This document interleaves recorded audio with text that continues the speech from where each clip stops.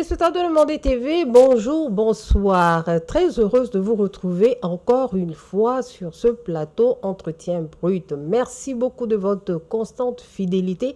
Le plateau qui fait un décryptage de l'actualité nationale, régionale, internationale. On essaye de voir ce qui se passe à l'horizon. Et comme vous le savez très bien, je suis très souvent accompagnée des confrères journalistes ou souvent par des personnes de ressources, des spécialistes qui viennent sur ce plateau pour pouvoir nous éclairer nos lanternes, voilà, sur certains sujets. Aujourd'hui, j'ai le plaisir de recevoir pour ce décryptage, il s'agit de Dr Boulaye Keita. Il est enseignant-chercheur, spécialiste sur les questions migratoires. Dr Keita, bonjour. Bonjour. Vous allez bien? Ça va bien. Merci de vous rendre disponible. Merci beaucoup et très heureux d'être là. Deuxième invité sur ce plateau, téléspectateur de Mandé TV, il s'agit de Monsieur Mohamed Abdellahi El Kaili. Il est spécialiste des questions sociales et sécuritaires du Sahel et il est à la base sociologue. Monsieur El Kaili, bienvenue sur ce plateau. Merci de vous rendre disponible. Merci beaucoup. Le plaisir est pour moi. Et je remercie toute l'équipe de Mandé TV.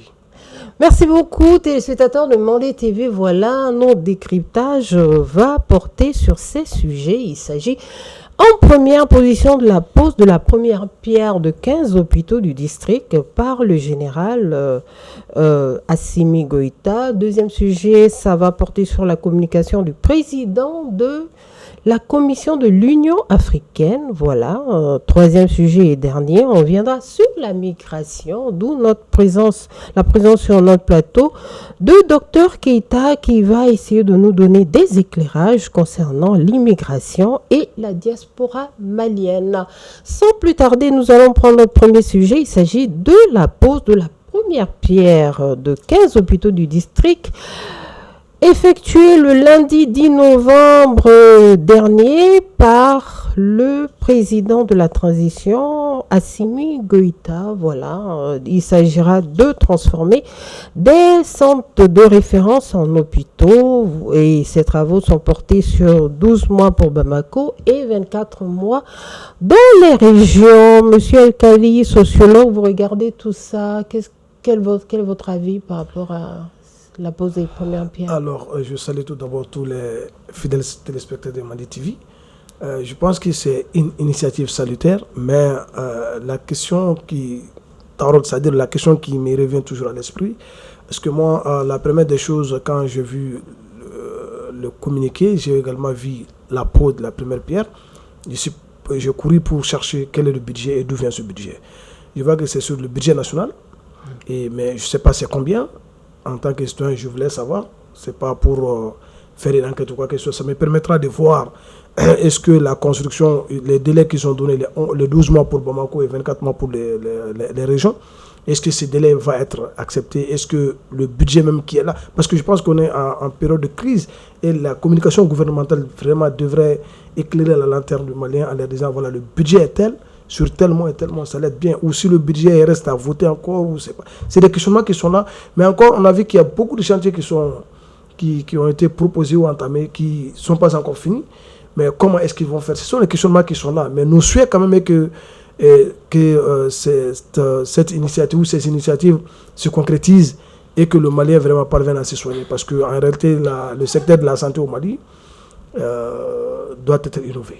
Par rapport à beaucoup de nos pays voisins, il y a plein de soucis qu'il faut essayer de régler. Je pense que si on parvient vraiment à faire des centres de santé modernes pour la population, c'est bien. Mais je me demande, la question du budget m'interroge beaucoup. D'accord, merci beaucoup, Dr Boulaye Keita. Votre avis par rapport à ça? Merci beaucoup et encore merci à Mandé TV pour ce plateau. Moi, je pense que c'est quand même un projet très ambitieux. Un projet très ambitieux qui rentre en ligne de compte dans le cadre de la mise en œuvre effectivement des recommandations des États généraux de la santé organisées en 2024, mais aussi qui soutient la mise en œuvre de la politique nationale de santé de notre pays. C'est un projet ambitieux tenant compte effectivement des défis dans ce domaine dans notre pays. Imaginez les évacuations sanitaires pour les gens d'un certain niveau, ça coûte quand même énormément de milliards, soit à l'État ou au privé annuellement. Si au Mali on peut effectivement renforcer ce secteur, je pense que ça va vraiment au bénéfice de l'ensemble de la population du pays. Et surtout, il y a quand même un maillage géographique très intéressant dans ce programme. Au-delà de la capitale, c'est que les nouvelles régions ou certaines anciennes régions aussi seront renforcées. Donc je pense que ça permettra de rapprocher les populations des services de santé. Même au niveau interne, on sait qu'il y a des mobilités liées. Si on pense que tous les grands centres de santé sont concentrés à Bamako, mais là on voit quand même un maillage géographique qui pourra aider à rapprocher les populations davantage au centre de santé. C'est une très bonne chose. Je pense que aussi par rapport au coût, donc il y a effectivement sur 24 mois en tout, donc ça veut dire que c'est sur 2 exercices budgétaires au moins pour 2024, 25, 26 et probablement 2027 également, où il y a des inscriptions budgétaires au niveau des départements qui soutiennent la mise en œuvre des politiques publiques. C'est vrai, mais l'ambition quand même est là et l'ambition est à saluer. Je pense qu'il faudra s'attacher à la réalisation concrète de ce projet dont les populations attendent beaucoup. C'est la question de la santé, c'est quand même une priorité et c'est une question de développement aussi pour notre pays. Est-ce que forcément améliorer, moderniser les infrastructures sanitaires et en construire sera vraiment la solution? Parce qu'on sait qu'une partie des problèmes du système de santé malien notamment est la ressource humaine. Et oui, c'est parce que dans un programme JAR, c'est vrai que le projet même entre dans le cadre du projet présidentiel d'urgence et le projet, en tout cas, il doit y avoir, je ne sais pas trop le contraire, mais il doit y avoir un volet à renforcement des capacités en termes de ressources humaines, notamment des spécialistes. Mais je pense qu'à la matière aussi, le ministère de la Santé, depuis un certain nombre d'années, fait même appel à des spécialistes maliens qui vivent à l'extérieur et qui viennent appuyer nos centres de santé à travers le programme TOCTEN, qui est un programme qui permet de mobiliser les compétences intellectuelles de la diaspora malienne. Et le ministère de la Santé fait un recours énormément. Mais au-delà de ça, il faudra aller vraiment à la formation, au renforcement de capacités et aussi au partenariat avec d'autres pays qui ont une expérience très riche, comme par exemple le Cuba, par exemple, où il y a quand même des spécialistes de santé, et même d'autres. Hein. Donc moi, je pense qu'on ne peut pas avoir un tel projet et ignorer la composante renforcement des capacités, notamment les ressources humaines. Au-delà du matériel, je pense qu'il faudra aussi investir dans les ressources humaines. Et un projet JAR doit vraiment comporter cet aspect-là. D'accord. Est-ce que ça va éviter les évacuations sanitaires avec ces 15 hôpitaux au niveau de Bamako, au niveau des régions? Est-ce que là, en ce moment, on pourra dire qu'on a notre souveraineté sanitaire? Bon, moi, je pense que les évacuations continueront toujours, mais peut-être que ça pourra juste prendre un lot dedans, mais ça peut être aussi une opportunité de soulager les gens qui n'ont pas assez de moyens pour aller à l'extérieur. Mais ça ne va pas mettre fin, à mon avis, à l'évacuation sanitaire. Oui, docteur. C'est vrai que c'est l'une des ambitions de ce programme. Effectivement, il y a les gens qui ont certains moyens vont toujours vouloir partir à l'extérieur. Mais pour moi, déjà, le plus intéressant dans tout ça, quand on est à Nioro du Sahel et qu'on ne parvient pas à accéder à un certain nombre de traitements sans venir à Bamako, si on pourra prendre en charge ce malade qui est à Nioro du Sahel, qui a 100 Bougouni sans venir à Bamako, déjà, je pense que ce sont des actions qu'il faudra saluer. Mais les évacuations sanitaires, parce que l'État vraiment injecte énormément d'argent dans ces évacuations, c'est peut-être de faire un suivi aussi à ce niveau, un suivi rigoureux pour des cas qui nécessitent vraiment des évacuations ou si les plateaux techniques au niveau du pays ne permettent pas une prise en charge correcte, au lieu que ça devient systématique. Donc, en tout cas, l'une des réponses, c'est de réduire. Les gens vont continuer à partir, mais si ce projet se réalise, en tout cas avec l'ambition, la volonté politique qui est derrière, nous pensons que ça pourra effectivement réduire pour certaines catégories. Mais les populations déjà à l'intérieur du pays, ça pourra beaucoup aider. Est-ce que vous entendez les personnes qui disent, par exemple, que tant que nos ministres, nos autorités ne vont pas se soigner dans ces établissements publics, ça veut dire que le système de santé va toujours avoir des failles? Est-ce que ça vous parle, ce genre de discours-là? En tant que sociologue, je pense oui, il faut forcer même, il faut avoir une vision claire, étatique par là pour empêcher d'abord les autorités, c'est-à-dire pousser les autorités à donner l'exemple, à se soigner ici, même si on va construire des hôpitaux et que les autorités ne se soignent pas ici. Et c'est comme le cas de l'école. On voit, les gens disent, il y a l'école à deux vitesses au Mali, l'école des pauvres et l'école des riches. Et donc, cette question, on doit traiter de façon sociologique, c'est-à-dire permettre dire à tout le monde de se soigner ici tant qu'on a les moyens. Mais chacun aussi est libre si tu as les moyens d'aller se soigner. Mais il ne faut pas qu'on se soit avec l'argent de l'État. C'est ça aussi la question. Non, il s'agit de se soigner dans l'hôpital public, pas Mais c'est de ça forcément que je partir. parle, c'est de ça que Parce je parle. qu'ici, on sait très bien que la plupart de nos dirigeants africains, en tout cas, vont dans des cliniques UP, hein. Même Oui. s'ils restent dans le pays, il y a des cliniques dans la ville, dans la capitale, qui sont très UP. C'est vers ces établissements dont ils se dirigent. Mais quelques observateurs disent que tant qu'on ne voit pas un ministre aller, par exemple, au centre de référence de la Chabougou, commune 1, commune 2, ça veut dire que jusque-là, le système de santé va être un petit peu bancal. Est-ce que vous l'entendez? Bon, moi, je pense que ça, ce sont quand même des questions qui sont un peu... Parce qu'en réalité, les gens vont vouloir toujours chercher mieux. Tant qu'ils auront les moyens, c'est comme la question liée aux évacuations. Quand les gens ont les moyens, ils partiront, que ce soit des gens de certaines catégories de personnes comme des ministres et autres, ou comme d'autres personnes qui ne sont pas dans l'administration, les gens partiront. Mais je pense que ce sont des mesures qui peuvent aussi, d'autre part, rassurer les populations. Parce que l'inégalité sociale, c'est ce qui crée des problèmes aussi, des frustrations pour certaines populations. Comme il a dit, c'est le cas de l'école. Aujourd'hui, l'État investit énormément de ressources dans l'école publique. Mais malheureusement, quand vous prenez la cartographie, même des résultats pendant les examens, c'est beaucoup plus dans les écoles privées. Donc, je pense que ce sont des choses qui doivent donner des réflexions. Et le cas des évacuations sanitaires, c'est ce que je disais et que Mohamed reprenait tout de suite. Il faudra avoir un suivi. Il ne s'agit pas de mettre un système automatique dès que quelqu'un d'un certain niveau est malade. Non. Je pense qu'il y a de ces cas qui peuvent être vraiment pris en charge ici. Donc, il faudra avoir un système robuste de suivi parce que souvent, nos politiques publiques manquent. Et s'il n'y a pas un système de suivi, tout le monde, en tout cas, voilà, je pense qu'il faudra quand même avoir un système de suivi rigoureux pour faire des bénéfices, parce qu'évacuer quelqu'un à l'extérieur, ça demande énormément de ressources. Et d'autre part, si des cas de malades qui peuvent être pris en charge ici au Mali, ça permettra aussi de faire des économies, ça permettra de faire des ressources aussi pour ces centres hospitaliers qui vont être rénovés. Mais le cadre de suivi des politiques publiques, ça reste quand même un défi pour nos pays, pour la plupart de nos pays. Donc il faudra vraiment insister là-dessus. Revenons un petit peu concernant le budget, parce que c'est vrai que dans la communication, cette fois-ci gouvernementale, en général, on a une idée de budget, même si c'est une fourchette. Mais là, l'annonce a été faite comme quoi elle sera lancée. Déjà, il y a le budget qui n'est pas connu. On ne sait pas combien va coûter ces différents travaux-là. Et surtout que... il y a quelques personnes spécialistes, en tout cas, des observateurs, je dirais même, qui se posent la question, est-ce que ce ne sera pas un autre projet, un petit peu comme on a vu pour les centrales solaires qui, jusque-là, peinent à vraiment donner les résultats escomptés? Bon, en fait, comme moi je le disais tout de suite, par rapport à la santé quand même, il faudra se dire déjà il y a des inscriptions budgétaires. Ça, c'est clair, annuellement, qui viennent en appui aux politiques publiques. Et le Mali a une politique de santé qui a des financements annuels inscrits et appuyés directement par le budget national. Et là aussi, il y a ce programme présidentiel d'urgence qui intervient dans ce... Donc, je pense qu'en ce moment, la question de l'incidence financière, sûrement, c'est vrai, les gens auraient bien voulu voir combien ça va coûter, quelles sont les composantes principales au-delà des niveaux qu'ils ont annoncés, c'est-à-dire le cas de Bamako, de certaines anciennes régions, et puis les nouvelles régions qui vont être dotées. Mais au niveau de la politique de santé, déjà, il y a des inscriptions budgétaires. Et ce programme présidentiel vient en appui à ces dispositifs-là.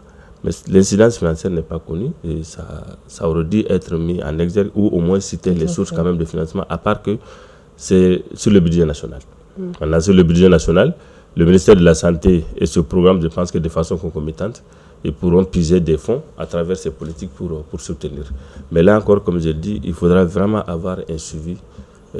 Lancer un projet, ça donne de l'espoir. Ça donne énormément d'espoir aux populations. C'est une très bonne chose, c'est un projet très ambitieux. Mais concrétiser le projet, ça reste aussi quelque chose que les gens pourront observer dans le temps. Mais je pense que quand même l'ambition est là. Votre avis sur la concrétisation? Oui, moi je pense qu'il faudra, si on avait communiqué sur le budget, ça allait être bien parce que les gens se posent des questions. Et puis encore pour calmer un peu la partie critique de la transition, s'ils savaient déjà c'est combien, ça allait amondir un peu les critiques et les brouhahas de gauche à droite. D'accord. Je pense qu'il fallait, mais il faut quand même mettre un dispositif de suivi d'évaluation. C'est-à-dire de ce projet très ambitieux, qui va vraiment soulager la population malienne, parce que quand on regarde Bengué, Frabou, etc., les gens, pour venir, même la femme pour accoucher, c'est des problèmes. Souvent, c'est dans les charrettes, souvent, c'est dans les mototricycles, c'est compliqué. Et si vraiment on a l'opportunité, si ça se concrétise, ça serait une très bonne chose pour le peuple malien. D'accord, on va quand même rester optimiste, hein. C'est pour le bonheur des citoyens maliens. Voilà, on va aller sur notre second sujet. Il s'agit du communiqué, en tout cas qui a fait grand bruit sur la toile. Il s'agit du communiqué du président de la Commission de l'Union africaine. Quelle interprétation vous avez eu à nous dire par rapport à ce communiqué?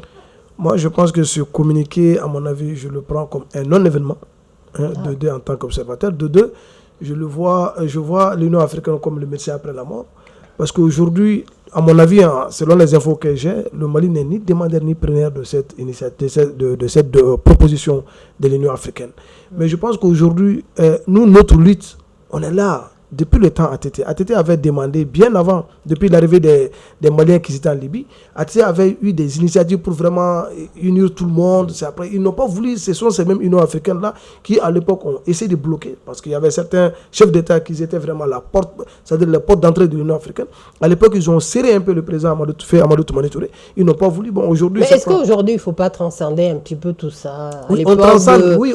ATT, mais aujourd'hui, on doit partir sur des nouvelles bases. On est sur une nouvelle base, il y a une nouvelle réorganisation du Mali à travers l'AES, etc. C'est vrai, mais aujourd'hui, cette initiative ne répond pas, c'est-à-dire à la demande et aux réponses endogènes que nous voulons aujourd'hui. Parce qu'aujourd'hui, nous n'avons pas besoin d'une force et de l'Union africaine pour venir faire quoi ici? Nous avons déjà la force conjointe de l'AES. Si l'Union africaine, à mon avis, veut faire quelque chose, c'est d'appuyer financièrement et techniquement et sur le plan logistique cette force de l'Union. C'est qu'elle propose. Non, c'est autre chose de la présence. Non, moi je vois avec un autre regard.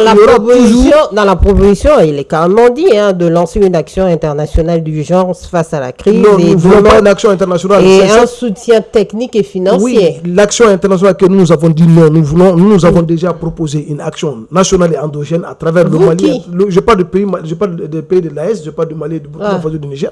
On a déjà, ces peuples-là ont déjà proposé un programme de défense de leur territoire. Donc, si l'Union africaine aujourd'hui veut aider ces pays en tant que membre de cette union, aujourd'hui, la question, c'est vraiment d'appuyer cette force conjointe de l'Union africaine. Ça, c'est mon avis individuel et personnel. Comment ces populations, notamment par quelle voie, ils ont proposé un plan par rapport... Il y a la force conjointe de l'AES. Cette force conjointe de l'AES a un programme il y a un budget pour le fonctionnement. C'est la porte des populations? Bon, non, je parle des autorités qui sont sur place aujourd'hui et je n'ai pas vu nulle part que la population est sortie. C'est ce que j'ai dit aux Maliens. Quand personne, celui qui ne parle pas consent, ce qu'on dit. Si vous voyez que les décisions sont prises comme ça et que la population ne réagit pas, ça veut dire que voilà, on est consentant, on est d'accord. Donc il y a aujourd'hui cette force conjointe de l'AES et aujourd'hui, si l'Union africaine veut proposer quelque chose, doit proposer quelque chose à l'égard de cette force conjointe, mais pas une force internationale qui va vraiment venir diriger et piloter ce que nous voulons. Nous, aujourd'hui, nous avons besoin de solutions endogènes. D'accord. Monsieur Dr Boulaye, aussi, est-ce qu'il faut aller dans cette approche comme pour reprendre même ces mots, ni demandeur, ni preneur? Bon, peut-être que je ne vais pas reprendre ces mots. Moi, je pense plutôt que c'est la manière de poser les problèmes peut-être au niveau de l'Union africaine. Je pense qu'il y a des canaux diplomatiques plus appropriés pour poser cette question avec les autorités maliennes. Parce que jusqu'à là, je n'ai pas vu un retour des plus hautes autorités sur ce communiqué de l'Union africaine. Il y a, en tout cas, depuis le 9, je n'ai pas vu un retour, en tout cas, des autorités sur la question. Donc, je me dis, peut-être que là, la voie diplomatique aurait pu gérer s'il y avait des discussions au préalable entre le Mali et l'Union africaine. Les problèmes auraient pu se poser et trouver la méthodologie parce que, comme il l'a dit, le Mali a quand même une certaine expérience de la présence des forces étrangères. Si on se rappelle de la présence de la MINUSMA, Barkhane, Takuba, G5 Sahel et autres dispositifs sécuritaires portés par des forces étrangères. Mais 10 ans après, le résultat, ça a été ce que nous connaissons tous, et avec des conditions très difficiles souvent pour nos forces de sécurité sur le terrain. Et je pense que s'il doit y avoir une intervention de la communauté étrangère pour soutenir, il faudra que ça puisse se faire dans un dialogue réciproque, où c'est le Mali qui est au cœur de ce dispositif-là, où les décisions ne vont pas être prises ailleurs et que ça va être prise de façon vraiment consensuelle pour mettre en lumière vraiment peut-être que le Mali n'a pas besoin de présence des forces étrangères, mais peut-être d'un appui logistique en termes de renseignement. C'est là aujourd'hui, nous sommes dans une situation où le renseignement joue beaucoup. Mais c'est des éléments qui doivent être définis avec les plus hautes autorités du Mali. Mais l'Union africaine, depuis Addis, ne peut pas faire sortir un communiqué comme ça parce que, comme il a dit, le Mali n'a pas encore demandé la présence de forces étrangères. Je pense qu'il y a des efforts qui sont en cours qu'il faudra certainement soutenir. Mais d'autre part, c'est que le Mali est un État membre aussi de l'Union africaine. Mais pour tout ça, il faut un dialogue franc, équilibré entre les différentes parties. Parce que le Mali n'est pas fermé à une coopération avec d'autres. Mais c'est les conditions de cette coopération aujourd'hui qu'il faudra poser clairement, où nous pouvons mesurer rapidement les résultats sur le terrain. Parce que l'évaluation du passage des forces étrangères, je pense que c'est un très mauvais souvenir pour les Maliens. Et là, je pense que s'il doit y avoir des discussions par rapport à ça, c'est d'être très prudent et de savoir nos priorités dès le départ et les conditions dans lesquelles d'autres personnes doivent venir nous soutenir. Et voilà. Le Mali, pourtant, dans une approche de souveraineté, il ne veut plus d'aide. Le Mali a mis pratiquement à la porte pas mal de structures, notamment la MINUSMA, G5 Sahel et tout. Je pense qu'elle va rester. Parce que les résultats elle va toujours rester vraiment, sur cette approche-là. Oui, parce que c'est que les résultats escomptés n'ont pas été atteints, en fait, avec ces forces étrangères. Donc, c'est pourquoi je disais que si le Mali doit demander un appui aujourd'hui de forces étrangères, peut-être qu'il n'y a pas même la présence de forces étrangères sur notre territoire. Il y a de la coopération, par exemple, sur le renseignement qui peut être développé. Il y a un appui logistique, comme il a dit, il y a un cadre global aujourd'hui juridique dans le cadre des pays de l'AES. Parce que là, le Mali appartient à un ensemble sous-régional aujourd'hui où certaines questions doivent être effectivement posées et trouver des solutions. Mais on ne peut pas ignorer ce cadre-là et faire un communiqué, peut-être, comme je l'ai dit, je ne sais pas. Mais probablement, s'il y avait des discussions claires dans ce contexte, peut-être que le Mali allait réagir, des mécanismes allaient être trouvés, quel type d'appui faire. Mais parce que là, depuis le 9, il n'y a pas eu un retour du gouvernement sur ce communiqué-là. Et la mauvaise expérience du Mali sur la question, je pense que ça crée encore des doutes, quoi. Est-ce qu'il faut avoir une discussion claire entre le Mali avec l'Union africaine, peut-être reposer quelque chose, repartir sur quelque chose? Peut-être c'est une perche que l'Union africaine aussi tend au Mali pour pouvoir avoir un cadre de discussion. Ne pensez-vous pas? Bon, moi, je pense que tout d'abord, ce communiqué-là, il faut voir le timing de ce communiqué, en fait. C'est après des slogans de désinformation sur la situation de Bamako. Bamako est prise, les terroristes sont à la porte de Bamako par certains médias occidentaux pour vraiment dire que ça ne va pas. Et il y a cette panique au niveau de l'Union africaine pour vraiment proposer cette opportunité au Mali en pensant que oui, vraiment, Bamako c'est fini et puis on va. Non, aujourd'hui, le Mali a une vision sécuritaire. Le Mali a, comme il a dit, appartient à une composante. Cette composante-là, c'est l'AES. Tout ce qui se passe aujourd'hui doit discuter et choisi par ces trois, c'est-à-dire les autorités de ces trois pays-là aujourd'hui ensemble. Parce que si nous regardons aujourd'hui, est-ce que réellement les armées de nos trois pays ont besoin de la présence d'une force étrangère? Quelqu'un va me dire oui, parce qu'il y a des forces étrangères qui sont en train de combattre à vos côtés. Je dirais, qui sont ces forces étrangères? Parce que la question principale est que le Mali a des accords avec des pays, des accords militaires avec la Turquie, avec la Russie et autres. Donc aujourd'hui, l'Union africaine a un conseil de sécurité.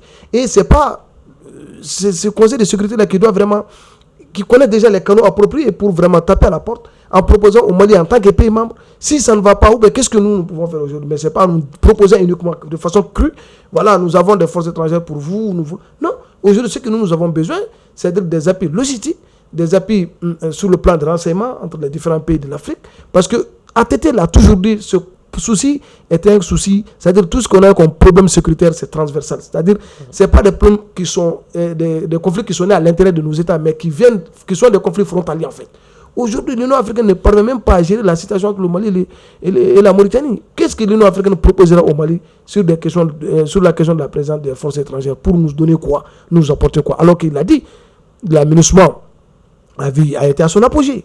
Berkane a été à son apogée. Le G5 Sahel a été à son apogée. Donc nous, aujourd'hui, nous avons juste besoin, à mon avis, qu'il y ait des appuis logistiques. Si l'Union africaine peut fournir à l'État malien des chars, des avions, etc., on est preneur. Mais dire qu'on va avoir une nouvelle force, nous avons des hommes pour combattre ces bandits armés. Mais nous avons aussi besoin de renforcement des capacités. Si vraiment le Nigeria ou autres pays, l'Algérie, etc., ces pays veulent former les militaires maliens, oui, à mon avis, on doit être preneur de ces choses, mais on n'est pas preneur de la présence d'une autre force étrangère sur nos territoires. C'est impossible parce qu'on ne peut pas dire aux gens non, mais faire l'aménagement. Et aujourd'hui, on revient en arrière pour demander qu'on va dire voilà, nous voulons une nouvelle force étrangère. Moi, à mon avis, ça me pose... Est-ce que c'est de nouvelles bases qu'il faudrait poser entre le Mali et l'Union africaine? Bon, comme je le disais au départ, on ne vit pas en autarcie. Le Mali je pense que dans cette quête de souveraineté nationale, et c'est clair qu'on ne vit pas en autarcie. Le Mali est ouvert à tout partenariat, en tout cas si j'écoute un peu le discours de nos plus hautes autorités, c'est qui est clair, mais c'est de venir dans le cadre vraiment d'un dialogue franc, clair, sur des bases vraiment claires. Donc c'est sur de nouvelles bases, s'il doit y avoir des discussions, quel qu'en soit l'appui que la communauté internationale pourra apporter au Mali. Et au-delà du Mali, c'est l'ensemble de la sous-région en fait. Je pense que souvent les gens oublient, si un de ces pays-là aujourd'hui a des problèmes, c'est que ça peut découler sur un problème pour l'ensemble de la sous-région ouest africaine, au-delà du Sahel même en fait. Donc, mais les conditions doivent être discutées de part et d'autre dans un dialogue franc, équilibré, pour identifier les priorités et convenir de leurs modalités de mise en œuvre. Mais on ne peut pas s'asseoir ailleurs, prendre des décisions et dire parce que voilà, il y a des difficultés, il y a ceci ou cela. Et ça semble bien que des efforts sont quand même en cours qu'il faudra renforcer. Je suis tout à fait d'accord aujourd'hui que les défis sécuritaires sont là, on ne peut pas les nier. Il faudra plutôt renforcer les dispositifs qui sont en cours. Mais une fois de plus, la diplomatie a un grand rôle à jouer dans ce sens-là. Et le Conseil de sécurité des pays de la Commission de l'Union africaine, le Mali est un pays ouvert. Très fréquemment, ils sont d'ailleurs là. Un dialogue peut être ouvert entre l'AES, l'ensemble des pays de l'AES et l'Union africaine, pour dire, parce que nous sommes membres, nous payons les cotisations, nous participons à tout. Et dans cette mesure, on ne ferme pas, mais c'est de venir quand même dans un cadre plus clair pour tout le monde, dès le départ. Parce que là, souvent, je pense qu'il y a eu des forces qui sont arrivées, personne ne connaissait réellement leur mandat, leur mission. Si des villages sont attaqués, que des forces disent qu'à notre mission, ce n'est pas... Si l'armée est attaquée, notre rôle, ce n'est pas d'intervenir. Ça pose problème. Si vous êtes venu vraiment pour appuyer. Et je pense que les forces qui ont essayé dans un premier temps, ça fait quand même partie des motifs. Souvent, nos forces sont attaquées, les gens ils observent, ils n'interviennent pas. Les villages sont attaqués. Vraiment, les gens se sont posés énormément de questions et ça a créé beaucoup de frustration, ce qui a conduit au départ de ces forces-là. Donc, si des discussions doivent être ouvertes par rapport à cette même question, là, je pense que ça doit être des discussions claires pour tout le monde dès le départ. Voilà les priorités du Mali. C'est le Mali aujourd'hui qui connaît ses priorités, en fait. Je pense que ce n'est pas ailleurs qu'on va définir nos priorités. Et sur cette base, aller dans le cadre d'un nouveau partenariat franc. D'accord. Est-ce que vous pensez que l'Union africaine aujourd'hui a pleinement des compétences dans ce sens-là? Parce que elle est quand même beaucoup décriée. Hein, je ne pense même pas parce que... Non, je pense pas. L'Union africaine, je pense que compte aussi sur d'autres forces, en fait. L'Union africaine aujourd'hui ne dispose ni des moyens, en tout cas, ni des moyens financiers, ni des moyens logistiques, et encore moins les hommes pour un tel appui. Mais c'est peut-être en disant, l'Union africaine va porter, comme il l'a dit, le Mali n'a pas demandé. Essayer de porter ces appels encore pour mobiliser toute la communauté internationale autour du Mali. Je pense que la démarche pose problème. La démarche de l'Union africaine pose énormément de problèmes parce que le Mali, on ne peut pas décider du sort du Mali ailleurs en fait, quoi que l'on dise. On ne peut pas décider du sort du Mali et des Maliens ailleurs sans que les Maliens ne soient pas associés dès le départ. Et là, on n'a rien vu au niveau diplomatique sur cet échange-là. C'est seulement le communiqué. Hein. Depuis là, la personne, on n'a rien vu que le communiqué de l'Union africaine. Et l'Union africaine, même les moyens de fonctionnement des institutions de l'Union africaine, on sait comment ça se passe. C'est très compliqué. Sur les moyens de l'Union africaine, moi, je dirais même, ce que je n'ai pas aimé dans ce communiqué, quand on dit, c'est-à-dire une coalition, une force internationale. Pourquoi internationale? On a toujours dit ici, en tant qu'Africains, des problèmes africains, des solutions africaines aux problèmes africains. C'est ce que nous voulons. Nous ne sommes pas des panafricanistes, mais en réalité, nous avons des problèmes, nous avons des solutions à loger dans ces problèmes. Si l'Union africaine peut-être même avait dit, voilà, on va essayer d'apporter une solution, une force composée des pays africains, peut-être même les gens allaient réfléchir, voir mais une force étrangère encore, internationale. C'est aussi des questionnements qui sont là. Donc l'Union africaine même a des soucis, des problèmes pour vraiment fonctionner. Aujourd'hui, je ne sais pas à quel... ça va prendre du temps aussi, il faut des années, ou bien des mois, pour pouvoir mobiliser la communauté internationale sur le plan logistique, même sur le plan des hommes. Et des mandats, il faut que l'ONU valide, etc., etc. C'est des questionnements qui sont là. On a aujourd'hui besoin des réponses dans le timing, tout de suite. Nous, on n'a pas besoin des réponses où c'est d'autres personnes qui réfléchissent, qui disent, voilà, pour le Mali, il faut ces vaccins. Non. Nous connaissons nos vaccins. On a juste besoin des conseils de renseignement. Est-ce que vous pensez que dans l'approche, dans la suite, la continuité, le Mali serait peut-être, je ne suis pas un oiseau de mauvais augure, mais bon, on peut déjà imaginer tous les scénarios possibles à ce que le Mali se retire de l'Union africaine, parce que c'était même impensable de penser que le Mali peut se retirer de la CEDEAO. Non, moi je ne pense pas que le Mali sortira de l'Union africaine parce qu'il y a beaucoup de dangers par rapport à cette question-là. Et le cas de la CEDEAO Oui, mais dans la mesure où, à vous entendre, l'Union africaine n'apporte pas de solution, l'Union africaine n'apporte... Non, j'ai dit que l'Union africaine, ce n'est pas l'Union africaine de nous proposer des solutions. Nous avons nos solutions. La maladie qui est là, on questionne les Maliens, vous souffrez de quoi? C'est à nous de dire nous souffrons de telle et de telle maladie. Maintenant, on diagnostique ensemble et on apporte des solutions. Mais ce n'est pas en étant à Addis Abeba, écrivez un discours, dire non, moi je suis contre ça. Ça ne peut pas fonctionner. Okay. Et ça nous amènerait à nulle part. Ça va être tout dans la case du départ. Et nous, aujourd'hui, nous avons besoin de solutions dans les termines, comme je l'ai dit tout de suite. Et ces vaccins existent, et ces vaccins-là sont disponibles. Il faut juste se questionner que le Malien essaie de voir avec qui ça peut marcher. Nous n'avons pas à réfugier qui que ce soit. Nous sommes ouverts à tout le monde. Je pense bien, si je dis nous, je n'ai pas des autorités de la transition. Je pense qu'ils ont essayé de toujours dire qu'ils sont ouverts à tout le monde, mais ils ont leur vision de comment les gens font des accords de relations avec eux. Donc si l'Union africaine aujourd'hui a quelque chose à proposer au Mali, ça ne doit pas être une force internationale. Je reviens sur ma question en demandant si éventuellement le Mali... J'ai dit non. Parce que le peuple malien ne laissera jamais les autorités prendre cette décision de sortir de l'Union africaine. Oui, mais du moment où on décrit les compétences de l'Union africaine... On veut que ça change. Même moi, je l'ai dit sur ce plateau, même si ça ne tenait que moi, j'allais dire au Mali de rester dans la CEDEAO pour faire un lobbying les trois pays de pression et de propositions afin qu'on change le mode de fonctionnement de la CEDEAO. Aujourd'hui, si le Mali propose ou consulte sa communauté, sa population pour sortir de l'Union africaine, je pense qu'il y aura des têtes et des individus qui diront non, restons, mais changeons de changer la donne. Je pense que l'Union africaine est là aujourd'hui en train de voir. Pour la CEDEAO, on n'a pas consulté les populations. C'est la population qui a demandé, la grande majorité de la population a demandé sur le boulevard de l'indépendance au peuple malien, aux autorités du Mali de sortir. Pour l'Union africaine, non, mais je pense que les autorités vont bien réfléchir avant de prendre cette décision. Merci parce que si on parle de l'Afrique. Je prends la même question pour Dr. Bon, moi je pense que la sortie de l'Union africaine, on n'a pas eu autant de problèmes avec l'Union africaine qu'avec la CEDEAO. Non. Je sais que la CEDEAO, il y a eu beaucoup de difficultés. Mais avec l'Union africaine, il n'y a pas eu autant de difficultés. Même si les efforts de l'Union africaine en termes de soutien au Mali dans cette crise ne sont pas aussi à la hauteur, il faudra le dire très clairement. Je ne pense pas que ça soit à l'ordre du jour, aussi bien c'est les plus hautes autorités que sur nos populations. Il n'y a pas de souci à ce niveau. Mais comme je l'ai dit, c'est la question que nous-mêmes on se pose aujourd'hui en réfléchissant. Quels sont les moyens, comme il a dit, les moyens au niveau africain dont dispose même l'Union africaine.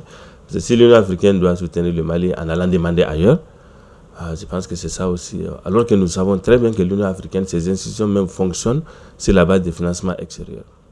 Mais on doit aussi se poser la question en se disant, on adhère à une organisation quand cette organisation déjà dans un premier temps fonctionne et aussi dans un premier temps par son fonctionnement arrive à satisfaire pas mal de nos doléances. Et au final, quand on lit, quand on écoute, quand on analyse, on voit que l'Union africaine a des bras cassés, entre guillemets, je peux imaginer de cette manière-là, et qu'elle n'arrive pas à aider le Mali à sortir un petit peu de ses problèmes. Donc, pourquoi Bon, non, c'est vrai que l'Union, c'est la voix de toute l'Afrique, en réalité. Ils essaient de parler, mais comme l'Union africaine a des problèmes. Et les problèmes de fonctionnement, les moyens de ses ambitions. L'Union africaine a des problèmes. C'est pourquoi aujourd'hui, moi, j'ai dit, je me pose la question, comment ce communiqué a été élaboré et s'est retrouvé comme ça.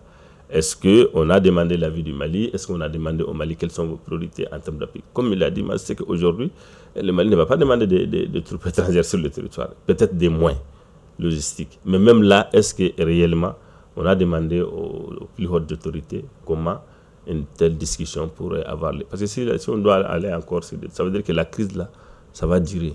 Parce que là, c'est des discussions sur des longs mois, voire même de longues années, des niveaux de validation. Ça sent bien que l'Union africaine n'a pas les moyens de dire tout de suite, demain, on met ce tapis logistique au niveau du Mali pour répondre à la crise. Il n'y en a pas. Ça va donner lieu encore à des discussions qui, malheureusement, vont prendre du temps. Et la crise est là. C'est pourquoi je pense que la solution la plus rapide, c'est de soutenir tout de suite, avec les moyens logistiques, ce qui peut passer. Les forces qui sont déjà en opération, les forces des armées maliennes qui sont déjà en opération, c'est de les soutenir avec vraiment un appui logistique sur le terrain et sécuriser davantage les populations au-delà de Bamako. Mais là, l'Union africaine seule ne peut pas prendre une décision et dire qu'une semaine après, ça va se mettre en application. Et du moment où il n'y a même pas eu de discussion, en tout cas, approfondie, en tout cas avec les autorités maliennes. Donc, peut-être qu'ils vont se dire qu'il faut exprimer un acte de solidarité en faveur du Mali dans cette situation. Mais je ne pense même pas qu'ils disposent aujourd'hui, l'Union africaine, des moyens pour mobiliser qui que ce soit pour le Mali. D'accord. Est-ce que vous pensez que... Oui. Moi, je pense que pour rebondir un peu et répondre à votre question, je pense qu'aujourd'hui, l'AES va peser sur l'Union africaine. Il y aura des changements dans les années à venir, dans les jours à venir, par rapport même aux façons de fonctionnement de l'Union africaine. Parce que ça ne va pas, il y a des blocages. Et même la façon dont les gens sont recrutés au niveau de l'Union africaine, c'est des questionnements aujourd'hui que la jeunesse africaine est en train de se poser des questions. Ce n'est pas un clan d'amis. C'est ça. Voilà, non, il faut qu'on quitte ça. L'Afrique aujourd'hui a besoin de ces experts. Et de ces experts, il faut les mettre autour de questions qui intéressent l'Afrique pour vraiment qu'on parvienne à trouver des solutions. Mais donc le Mali, c'est-à-dire si je dis le Mali, je parle de l'AES, aura forcément un poids pour changer la donne au niveau de l'Union africaine dans les années à venir. D'accord. D'accord. Merci beaucoup, messieurs, pour cet éclaircissement. Nous allons passer à notre dernier sujet. Il s'agit de l'immigration malienne, communément appelée la diaspora. Voilà, sur ce plateau, j'ai le plaisir d'avoir Dr Boulaye Keïta, enseignant-chercheur spécialiste sur les questions migratoires. Il va nous donner quelques éclaircissements concernant la diaspora. Voilà, la diaspora qui regarde aussi de très près tout ce qui se passe dans le pays et surtout une diaspora qui contribue énormément sur le plan économique, sur beaucoup de plans, même d'ailleurs, on ne va pas les citer ici. Sur ce plateau, j'ai envie de demander, Dr Keïta, quels sont les défis aujourd'hui de la diaspora? Merci bien. Comme vous l'avez dit, le Mali, c'est un grand pays de migration, où on a aujourd'hui, en tout cas, les statistiques disponibles, près de 6 millions de nos compatriotes qui vivent à l'extérieur.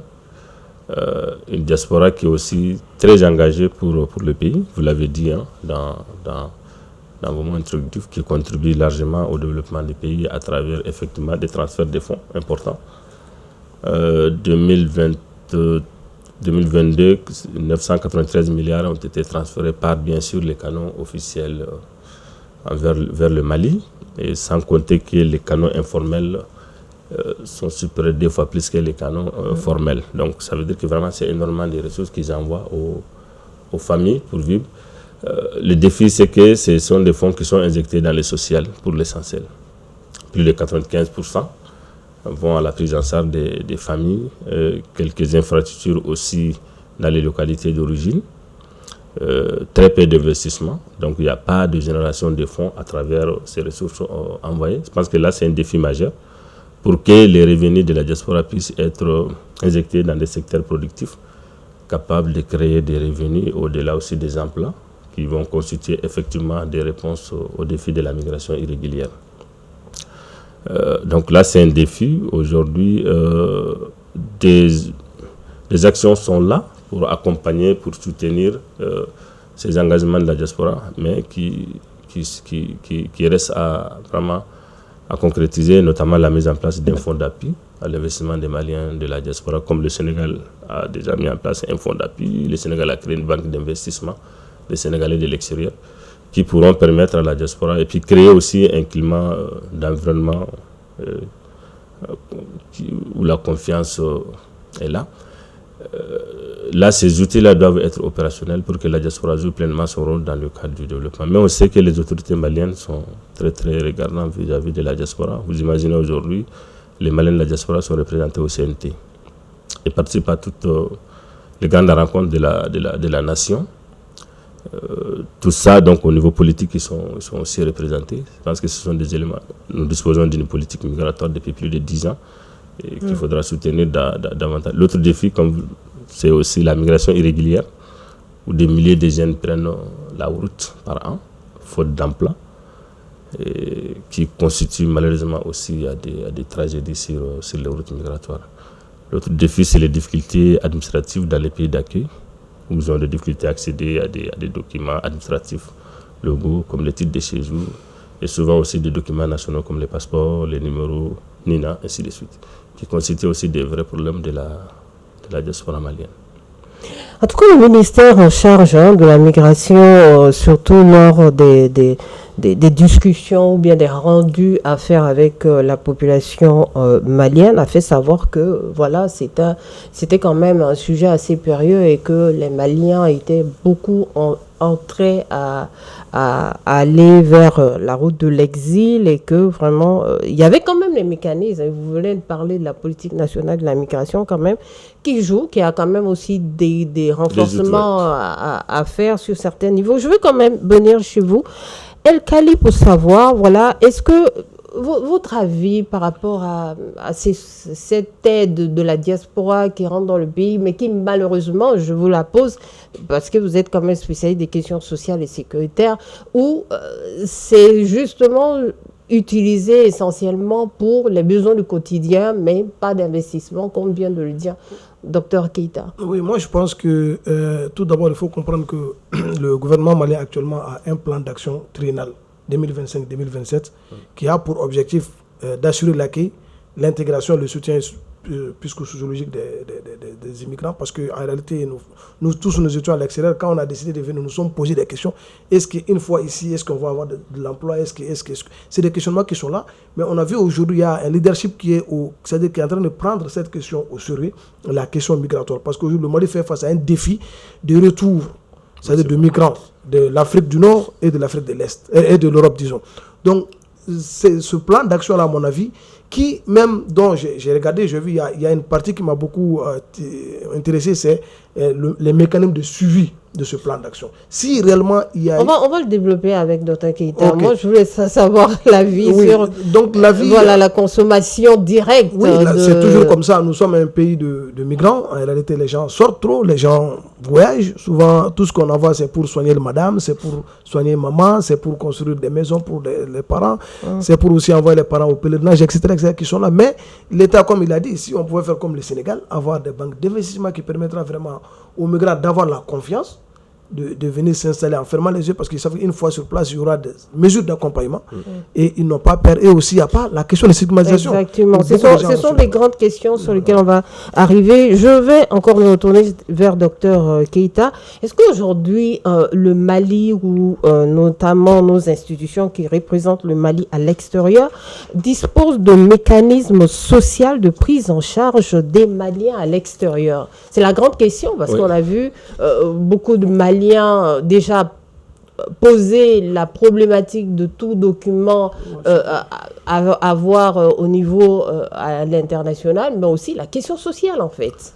Oui, par rapport à la question sociale, comme l'a dit, l'un des défis majeurs aussi, c'est ces retours massifs. 2025, on a plus de 30 000 retours depuis le mois de janvier. C'est une année record. 2025, 30 000 retours. Plus de 30 000, 34 000, 35 000, je crois. Wow. Je fais les points ces derniers jours. Voilà. Donc là, c'est quand même un défi. Comment prendre en charge ces personnes qui retournent au pays.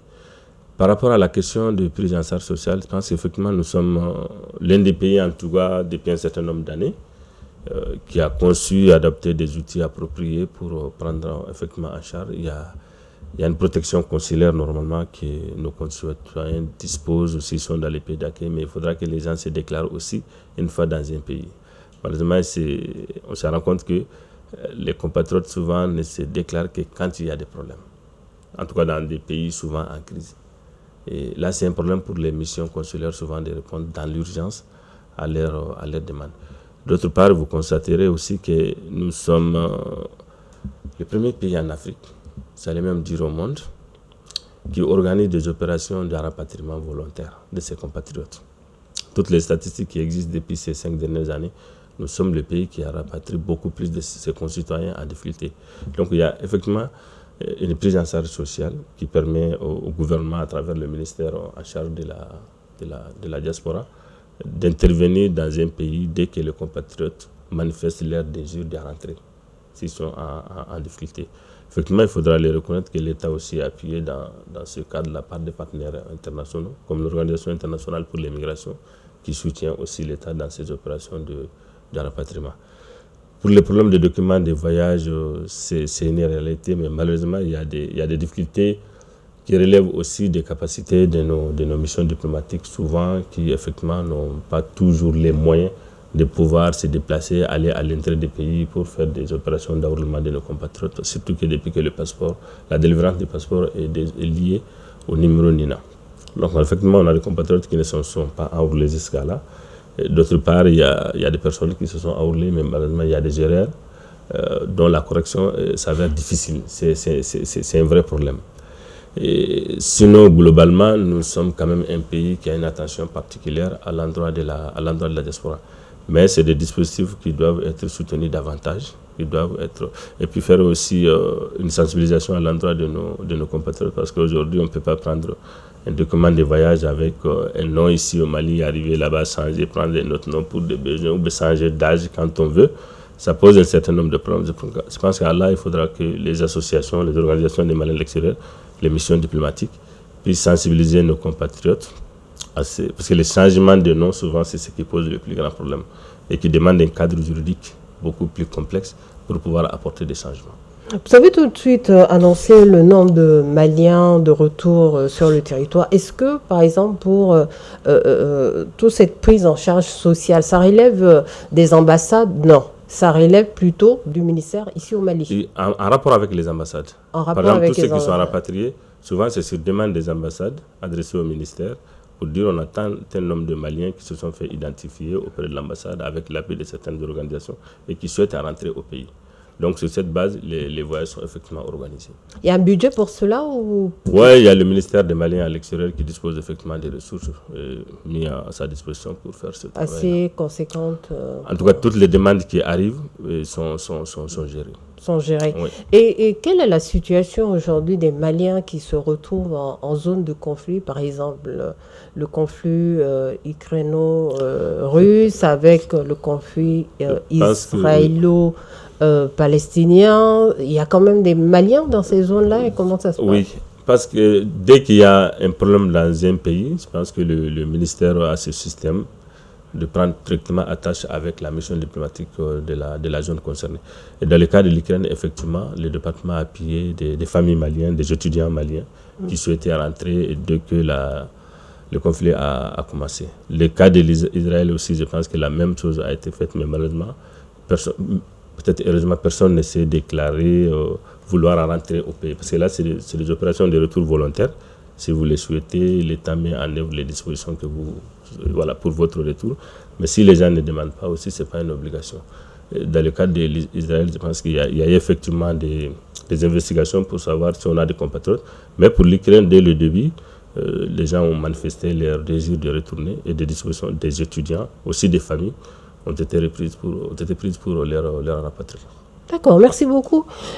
Docteur El-Kali, est-ce qu'il y a une question sécuritaire qui se pose avec le retour des migrants? Est-ce que le retour de certains migrants au Mali peut poser des questions, des problématiques ou questions sécuritaires?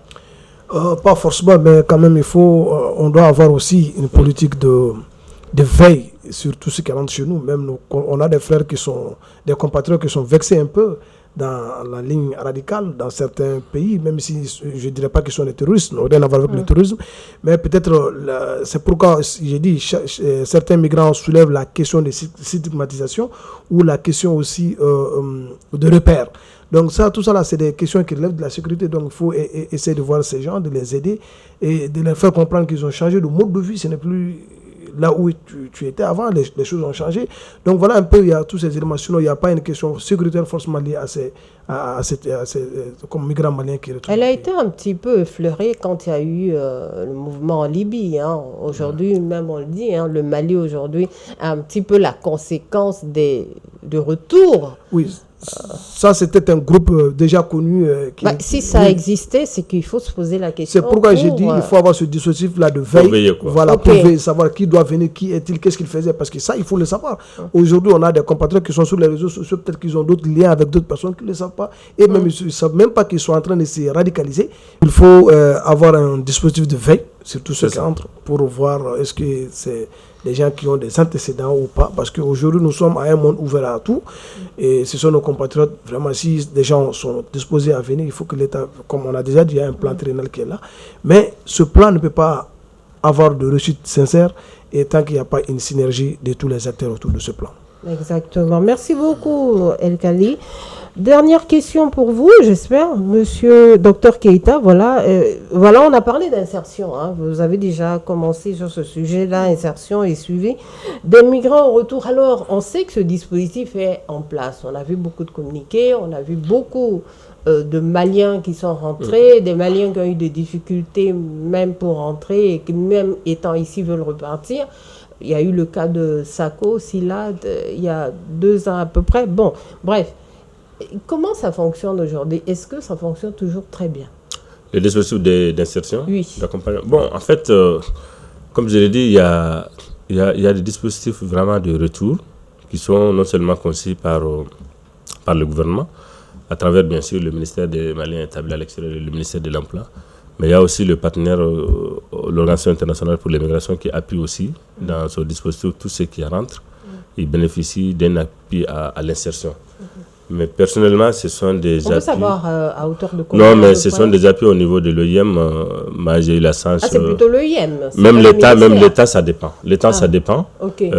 Ça peut être des projets collectifs, où les gens peuvent être 2-3, ils vont demander des fonds pour pouvoir mettre en œuvre des activités.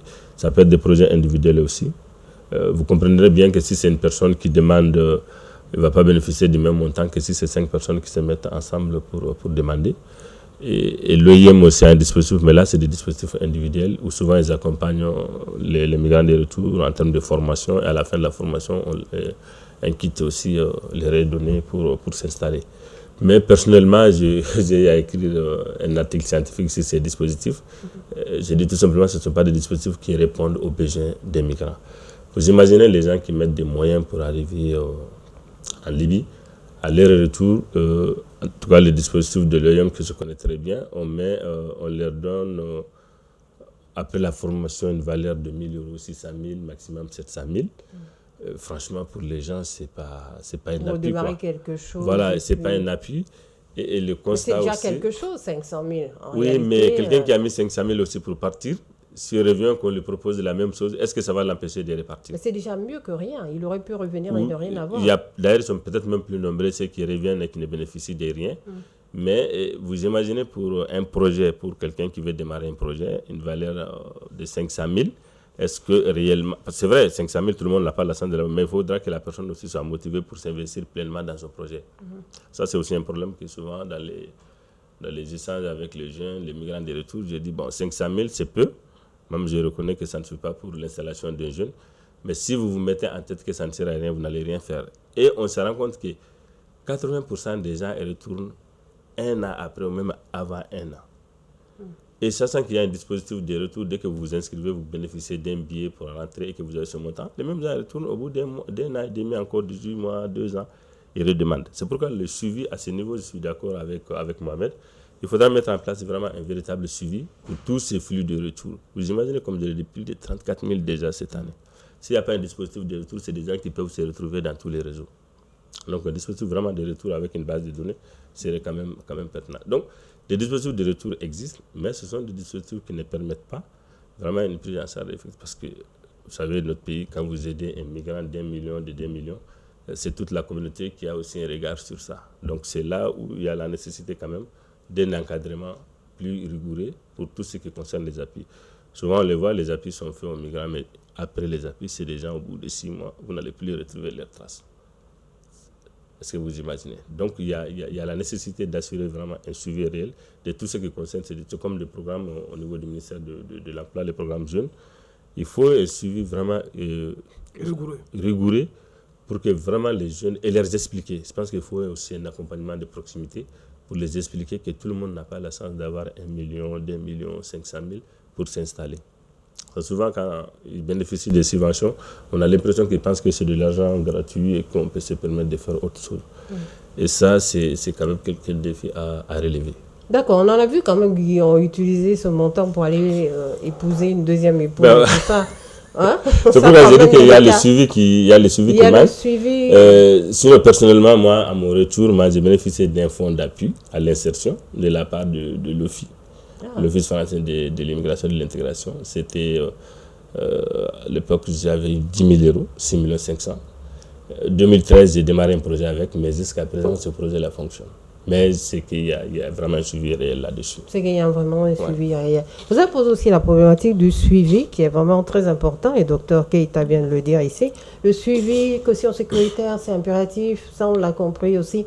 Est-ce que vous avez des infos un petit peu sur le rapport, le lien, l'emboîtement entre le suivi des migrants, parce qu'il y a des migrants maliens, effectivement, vous l'avez dit, ils peuvent être dans des pays où ils peuvent être enrôlés, et puis quand ils reviennent dans le pays, ils font autre chose. On a bien vu cela avec l'Europe. On a vu des Français qui se retrouvent un petit peu en Afghanistan et qui reviennent en France pour poser des actes pas du tout. Est-ce que le Mali a eu à vraiment poser cette question sur la table?